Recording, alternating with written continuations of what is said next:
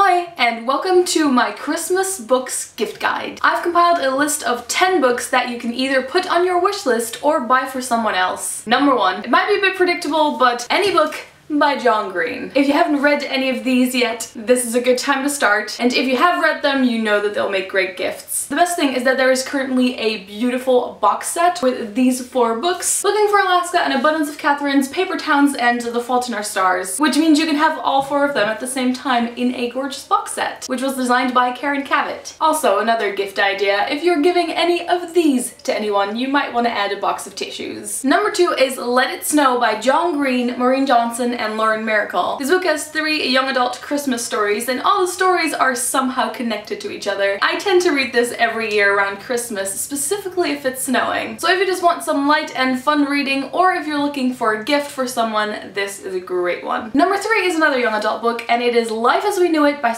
Beth Pfeffer. I read this quite a while ago, possibly 3 years, so I don't remember the plot that well, but what I do remember is that after I read this, I was kind of terrified of snow. It's an apocalyptic book where a meteor hits the moon, which kind of just messes up the whole world, and it's the story about this teenage girl who has to live through all of this with her family. There's lots of shivering and wearing thermo underwear, so if you're stuck inside because of snow, this might be a good one to read. Then some classics. Number 4 is Wuthering by Emily Brontë, which might actually be my favorite book of all time. It's slightly depressing, but also perfect for the winter months. It does require some effort to get through, but it's definitely worth it. In case you think Wuthering Heights might be a bit too challenging to get through, but you do want to buy a classic, I would suggest anything by Jane Austen. The books are a little bit less depressing and hilarious. If you haven't read a lot of classics yet, these are great ones to start out with. Also, I know that there are so many beautiful versions of Jane Austen books out there that these would make a great gift. And then for something more contemporary, number 6, Bridget Jones's Diary, which is, as most of you will probably know, based on Pride and Prejudice. Whenever I think of Christmas, I always have to think of Bridget Jones's Diary, the movie, so this book really fits with the season and it's a great lighthearted gift. Number 7 is Hark, a Vagrant by Kate Beaton. I reviewed this book a while ago and you can see what it looks like right here. Kate Beaton creates cartoons based on literature and history. I received it as a birthday gift last year and I think it makes a really good present. Number 8 is another pretty box set. It is the Gemel edition by